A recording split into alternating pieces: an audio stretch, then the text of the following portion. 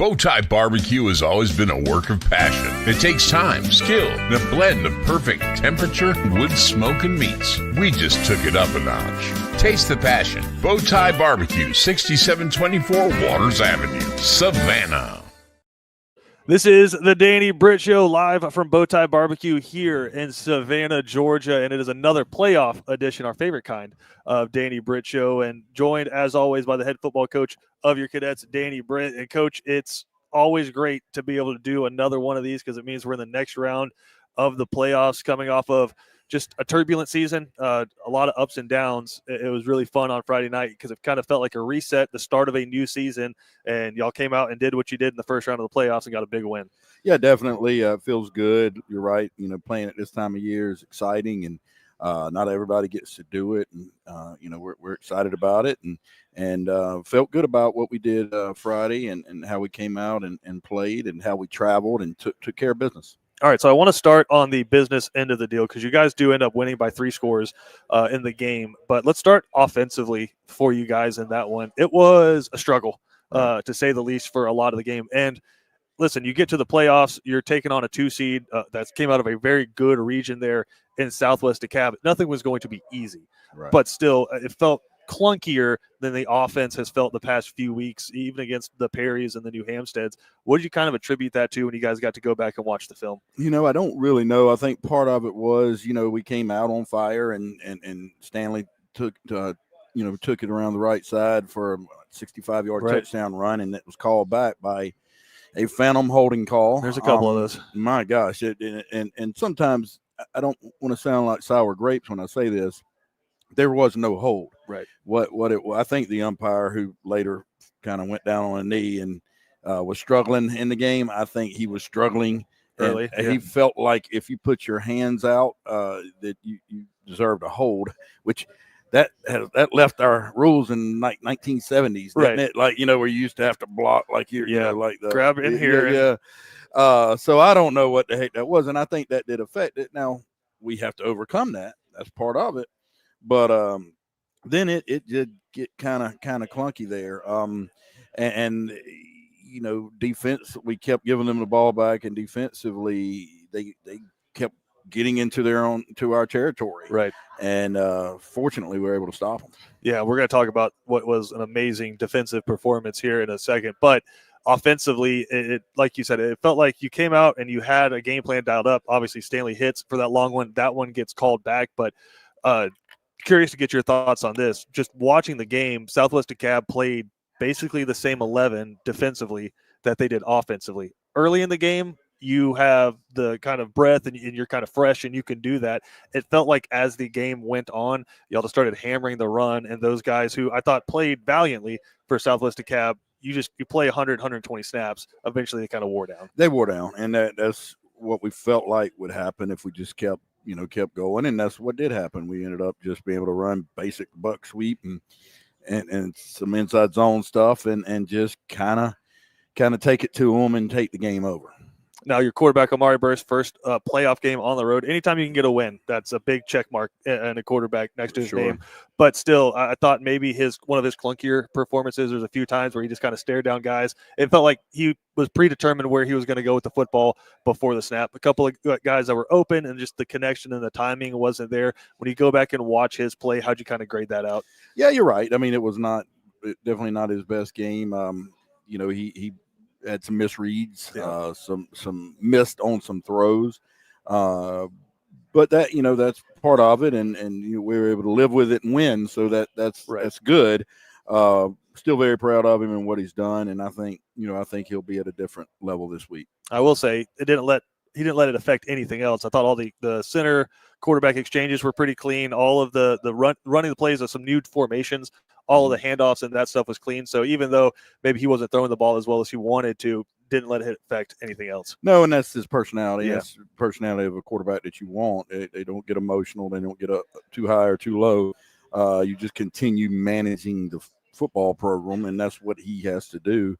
And he did a good job of it. And football, as much as it changes, it always stays the same, where it's just hostile land acquisition. And that's kind of what this one felt like, where it was a game of field position the entire time. And, man, your defense was put in some rough situations early, consistently either starting with the ball inside their own 30 or a couple of plays and the ball was inside their own 30. But, man, they time and time again, they pushed them back, end up with 6 interceptions in the football game. Really the only offensive touchdown you give up is after a just kind of a back-breaking 4th down conversion, where the very next play they break a touchdown run where you kind of felt like you were off the field. But outside of that, every time Southwest DeKalb was able to move the ball inside the 30, the defense either came up with a stop or came up with an interception. They did. They played, just kept playing, and that's a sign of a good character on defense. Is we didn't get down. They got it inside the 5 a couple times and ended up not scoring, but just kept playing, kept making plays, and then was able to pretty much shut them out there until it was I guess late in the 3rd quarter. I think it was 21-0. Right. Yeah. And late in the 3rd quarter, and then they were able to punch that one in. And then the other touchdown on a special teams on a kickoff that you're already backed up 15 yards. I know after the one against Perry, probably not overly happy about that, but again, defensively, just an outstanding performance, but got to get all 3 phases. Yeah, definitely. We got to do a better job of that. Now, I will say we completely subbed. Those were all 2s in there. Now they got to go make plays too. Yeah. But and that's really, I should have done something different. We were backed up so far. The way they moved up, actually, I was thinking Connor was going to drive it over the head, but he got good height under it, and they were able to get to it. And I should have squibbed it, or Was it was a personal foul before the kick, and then another penalty, right? And then they backed us up again. So it was a personal foul on me because the official ran into me. We'll leave that there. But so that was on me, and then so it backed us up 15, and then we sky kicked it and it went out of bounds. That's right. It rolled out of bounds. So we were backed up, 20 yards, and so that. Connor's good, but he can't get. I think he probably outkicked his coverage too a little bit there because he put a good boot into it. He did, and had good height under it. Again, I should have squibbed kicked. That's on me. But we got to make the tackle, and we just didn't make the tackle. Going back defensively, it seemed like the game plan in this one against a very pass-heavy football team was just cover 2, cover 4 from the stop. You're always going to have 2 safeties over the top and just make them consistently work their way down the field, which they were able to do. The game plan probably wasn't to let them start with the ball on your side of the 50 that many times, but still make them earn it every single step of the way and then force the mistake, which you guys were able to do time and time again. But a couple of individual performances I wanted to talk about that I really thought stood out. As I know, Wyatt Estabrook had the 3 interceptions, and we'll talk about him. But, man, I thought Zach Maxwell played his tail off in that game. Y'all isolated him one-on-one with the best receiver a few times, and he won his matchup. Yeah, he did, and he's really good. He's our best cover guy, consistently best cover guy, and just has done really well for us for 3 years, and he had a good game. And Makai's interception was because of a great play by Zach, where he was covering 18 and broke up the pass, knocked it in the air, and Makai was able to get it. So Zach did. He had a tremendous game and has done a really good job for us. And I thought one of the bigger plays in the game was when it was 21-7 in the 4th quarter. They're kind of driving, and I think it was a 4th down where they just try to come across on a dig route to 18, and he just kind of sits in his hip pocket, doesn't interfere, and is able to break that pass up. So I thought that was pretty massive. And what does that allow you to do as a defensive coordinator, or as a defensive guy, but a defensive coordinator with Coach Houston, where you have a guy you feel comfortable isolating one-on-one? Yeah, it's great because you can do a lot of things when you feel comfortable with him. You can overplay other situations. You can leaves you better in the run, because you feel confident about locking up a guy, and Zach's just really good at it, really good cover guy. And we got to talk about the guy all the kids are talking about after the game, Wyatt Estabrook, in this one. I mean, just unbelievable. And it felt like just a continuation of what we've seen from him in the back half of the season. Is it doesn't always have to be playing with your hair on fire. It doesn't always have to be you're the guy going up for the big hit. When you're that deep safety, your job is just keep everything in front of you, read the quarterback, and just kind of play the situation. I mean, he did that time and time again, and he could have had 3 interceptions in a few games, but actually ends up with 3 interceptions in this one. No, he did. He did a great job of I thought he and Makai both did a really good job of playing the high safety when it was time for them to do that. And we were in cover 2 a good bit. We were also in cover, man free, and what we call cover 6, which is man with two Right. safeties. And they did a really good job of just staying over the top of what they're supposed to, and then going and making a play on the ball. And the one that Makai made in the second quarter, I believe it was, right down, probably inside the 10, and went up over JoJo, and the other guy made just a tremendous play. So, but Wyatt did really well. He tackled well. He came up and ran the alley when he needed to, and did a good job there of understanding when to make a good solid tackle and when just to get them on the ground. And then of course came up with the 3 picks and returned them. He had over 100 yards of return yards and a touchdown, and a touchdown. So he did a good job. Just a great performance all around from the secondary. I am curious, Coach. I thought the one area of success Southwest DeKalb was really able to have was just kind of right off tackle, and it was either on the jet sweeps or it was just dumping it out to the inside slot receiver right there. And I know the Oklahoma drills kind of changed, where it used to be the 2 inside linebackers running the alley. Now it's a nickelback and a safety having to come up and take on blocks, and then another defensive back trying to make that tackle. I thought a few times maybe the nickel or inside linebacker a little late on the draw, getting out to some of those. Is that something you guys worked on this week? Definitely. I mean, well, part of the reason is we were getting blocked on the edge. Yeah.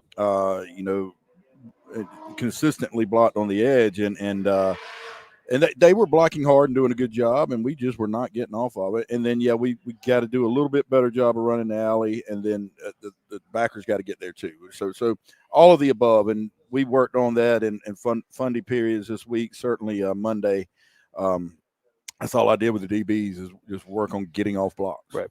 And it's so hard, especially if you're that inside linebacker nickel, because as soon as you start overcommitting to that, they're throwing it right where you just vacated, or running it right where you just vacated. So you do have to kind of take that read step. But I know it's in every team's arsenal. It's just running that little RPO or bubble screen, whatever you want to call it, whichever it is for offense. But that's something that everybody runs. Yeah, and it's everybody does, and it's tough to defend, and that's why I say football is so different now. Yeah. I mean, you're defending 53 yards across and the entire field, and you can't be, the old days, where you're not very smart, and you're just real physical, and you hit your gap. Yeah, you don't do that anymore. Yeah. I mean, now you've got to be smart. You got to understand your keys, and the truth is, you're going to have, as a defense, most of the time now, you've got different sections playing different plays. Right. Because they're able to run different plays with these RPOs, whether it's, so your front 5 or 6 will be playing a run, the back, 5 will be playing a pass. So it's tough. And it's we talked about the mental acumen you need now to play defense in high school football, and there's a lot. But we saw it, and I thought, again, just kind of the game plan really simplified it for you guys as well, where it's like we're not going to be overly aggressive. We're going to keep 2 guys over the top, and again, let them make the mistakes, which it seemed like 6 or 7 plays in a row, they'd be going good, and then all of a sudden they try to run a halfback reverse pass and just kind of throw it up into coverage. So it worked time and time again there. Now, the defensive line, I think they played as well as they could because it was an offense that just got the ball out quick. Right. So you probably weren't going to be able to get home. But anything watching them stick out to you? No, I thought they played pretty well. We were getting pressure when we could. They did a good job, like you said, most of the time of getting the ball out. Right. When we didn't, we made them pay. Third had 2 sacks. At the end of the game, it was 1 sack. There was 1 intentional grounding, which is considered a sack. Right. And he was, putting the pressure on. So, excuse me. So, no, I thought the defensive front played well. I mean, we came up with big stops. The 1 4th down stop was actually Wyatt Estabrook on a blitz, and then and Isaiah. So, but the other was by the defensive line. Now we ended up negating the stop because of a face mask, and I get on those guys. Usually that happens because they're too high and they're just, they're grabbing, and it's grabbing their, in the face area. Yeah, I think it was Cam Cody on that one, but it's big, just like Bear, you're that big and you come through that untouched, man. It's hard to stay low. He tackled 4 people, I think, and one of them happened to have he grabbed his face mask. So. Well, one thing I thought was cool to see was there were times where Third Scroggins and Cam Cody weren't on the field in big-time plays, and you had 4 guys on there, including some very young guys, some freshmen out there playing. But just having that depth, I know early in the season we saw those guys start to get worked in. Now they're taking big-time snaps early in the football games. That's got to be big for y'all defensively. It is, and that's what we try to do is build. You've got to be able to have depth there, especially. I mean, you need depth everywhere, but, D-line, you have to keep rushing the quarterback. Right. It's the most exhausting thing to do. So we've tried to build depth, and we're starting to get some there.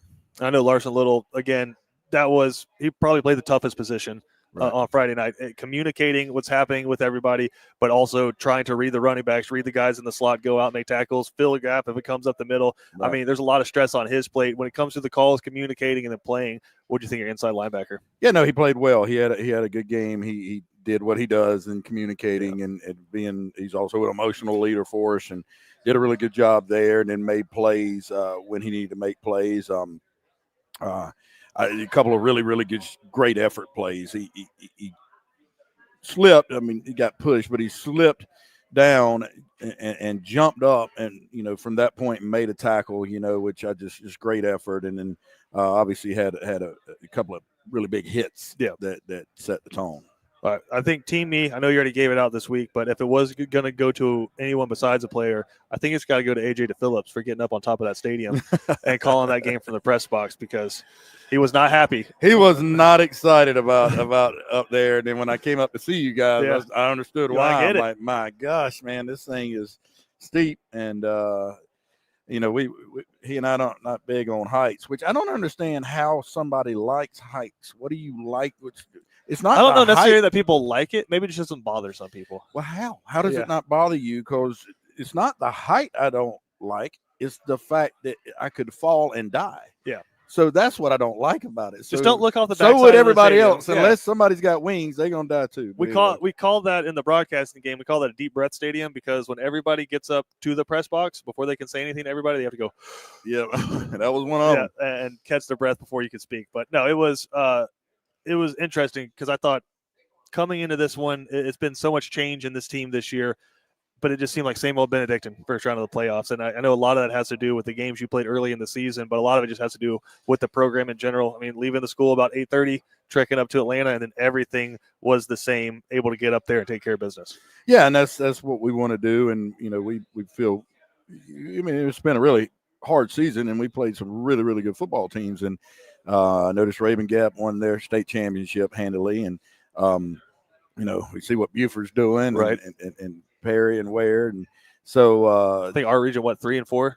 Region went 3-4, and Maris lost. Maris beat Warner Robins, and they gave him a good game. Gave him a good game. So, I mean, it's just different, but that's what we want to do, and be consistent and know what we're doing. What we do works. And it doesn't. If anybody out there is perfect, let us know. Because whether it's running a business or a football program or a household, nobody's perfect. Right. And sometimes things happen, so you got to roll with it. But we're consistently know that we know what we're doing. There you go. And then pick up little nuggets on the way and change things as you go. Sure. But making that trip up to Atlanta again this Friday night to take on Ola in a big one. Progressively moving further south, though, right? You started in Buford, then last week we were in DeKalb, and now we're going to be in McDonough. So just progressively moving further south. But going to be another bus trip up to Atlanta tomorrow morning for the Cadets. We'll come back, preview that game next right here on the Danny Britt Show. Ace Hardware is celebrating 100 years of helpful, and Island's Ace Hardware is Savannah's own. 318 Johnny Mercer Boulevard in Wilmington Island. They're our hometown, locally owned Ace Hardware. From A to Z, they've got it all to help you get things done. Island's Ace Hardware is a proud BC sponsor. Ace is the place with the helpful hardware, folks. BC Brothers Moving is Savannah's most trusted moving service. From residential to commercial to packing supplies, BC Brothers does it all. Let BC Brothers' energetic, trustworthy team wrap it, pack it, and move it for you. Check out BC Brothers online at bcbrothersmoving.com or give them a like on Facebook. At Benedictine Alumni-owned Stacked Firewood Delivery, we're all about the best premium firewood, conveniently delivered in manageable stacks at the right price. We're talking kiln-dried, pest-free firewood. You see, our custom stack is equal to about 10 fires. Choose oak, cherry, hickory, or mixed hardwoods. Stacked Firewood Delivery. Go to stackedwood.com. That's stackedwood.com. This is the Danny Britt Show live from BowTie Barbecue, getting ready for a round 2 playoff game. And, Coach, another road trip for you guys up to Atlanta. Yes, it is. And at this stage, every move matters. And I am not just talking about football. I'm talking about your family's finances. Abel's Iron On Moore & Associates is ready to help you craft a winning strategy for college, retirement planning, or creating generational wealth. Contact Abel's Iron On Moore & Associates today.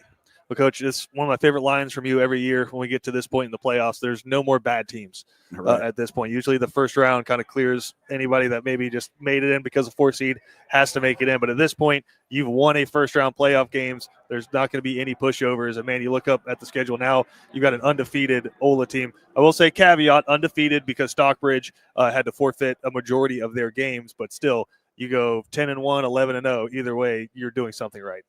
Yeah, definitely. They are a good football team, and you're right. Playing at this level, we choose to play at. You're not going to have bad teams at this point. Right. There's going to be good football programs that have everything in place and are doing a good job and have athletes. And Ola is certainly one of those, and a very good team that's playing at a high level. They're a new school and a new program, and I think this is the first time winning like this, so they're riding very high. So.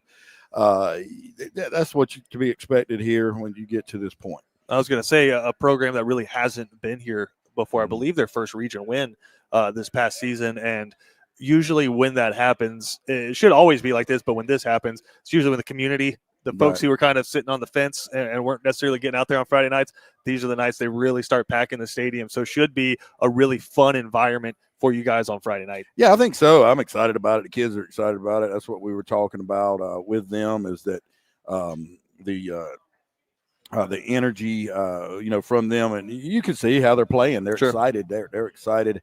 You see the fans are excited, which makes me excited. Yeah. So let's go enjoy it and let it energize us as well. Well, let me say this: going back to the Southwest DeKalb game, when you look down, it's a one-sided stadium, but half the stadium was maroon, right, and the other half was gold. So I thought that was a really, really nice turnout from the cadets. Again, if you're making the drive up, it's a little bit further south, so it's not quite as far of a drive this time. But tell us a little bit about Ola, Coach. I know last week we played a team that's pretty pass-heavy. It seems like they are going to focus a little bit more on the run. They got some really talented guys that can tote the rock. Yeah, definitely. They're about 70% run to pass, and they want to run the ball. Have a good offensive line. They're playing really hard and really soundly. Anchored by one big tackle, 6'7", 300. I don't know his name, but really, really good football players. And they, like I said, they want to run the ball. They have a number of guys they get the ball to. And then they have a number of guys that play both ways. So, number 2, number 3 will be coming over, running the ball and can do things with it. Big, strong guys, and run a number of sets. So, it seems to me they kind of are a little unique in that they adjust each week to what they want to do to a team. So it's a little bit choppy. When I was making the scripts this week, it's been a little bit choppy. Like you didn't know exactly what to. Right. Usually by this point, you have enough games about when I'm making a script, I can feel what the offensive coordinator is doing. Right. So I can mimic that in the script, if that makes sense for practice. Yeah. But here it's a little bit choppy, but in the game you can figure it out per game. Does that make sense? Yeah, I was going to say Josh Heupel, Tennessee's head coach, kind of said the same thing, where he's like, we've struggled in the first half because teams come out and show us something we've never seen before in the first half. But you can only do that for so long. Right. And if you can just kind of hold on, then you can get into your and like you said, last week in Southwest DeKalb kind of felt like the same way, is they kind of hit you with some stuff, but you got inside the 20 and stiffened up and kept them from scoring. And I think that's what a lot of people have done, because of who we are and our history. People come out and literally will be going, on the headsets with Galen going, we haven't ever seen this. I think Perry, that was a good example. Yeah. Seen none of this. Yes. And so you have to adjust to it. And usually when we can adjust to it, we can do a good job. So feel like that'll be this way Friday night. Go out there and there'll be some wrinkles and we'll have to adjust to it. And then, hopefully when we can do that, we can stop them. I thought there was one thing early that the offense struggled to do. It was kind of run the ball consistently between the tackles. I know, again, playing in what should be a loud environment, playing on the road and trying to settle in. how big is – I know we always put it on the running backs, but how big is it for those 5 up front to kind of stay on their blocks, open up some holes, even if it's 4 or 5 yards at a time? Yeah, no, definitely we're going to have to do that. That's going to be huge for us. Any time you get to this level, I mean, you're going to have to be able to run the ball, and that's part of who we are. That's our offense. We have to run the ball consistently. And, yeah, that was one of the major factors. I said, hey, to win this week, it's really pretty simple. I think we got to be more physical than we were last week. There was some good contact. I'm not saying that. Yeah. Kids are trying.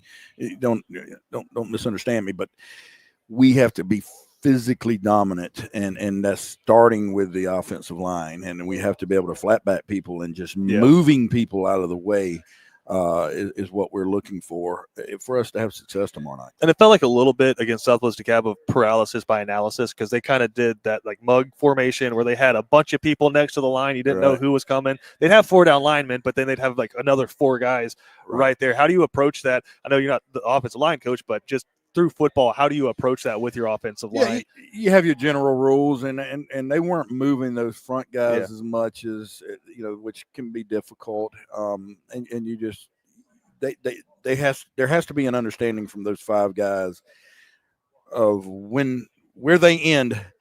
And what they have, and make sure we get that, first step correct. And, offensive line play, if you can get the first step correct, usually you're going to be in good shape. Yeah, like I said, even if it's 4 or 5 yards at a time, just kind of keep you in front of the chains, and obviously want to avoid the holding calls and the other penalties there, but that's just kind of subjective because you don't know what the Zebras are going to do. So, and hopefully you can get on their good side on Friday night before the game. I'm not very good at that. Say something nice to them. I try, man. Apparently I'm just not good at that. I don't know.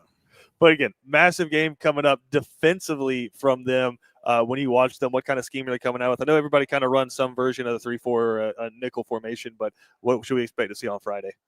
Yeah, they can do a number of different things. One good thing is they do have a number of guys on both, playing both sides of the ball, so that should help us. But they run an even front, a lot of 4-man looks up there, and they'll run a number of things in coverage. Cover 1 a good bit, and then they'll run some basic cover 3. So it's nothing we haven't seen before. 3 guys I want to ask you about before I let you get out of here, Coach. Number 1's Bubba Frazier. It's been quiet for him the last couple of weeks.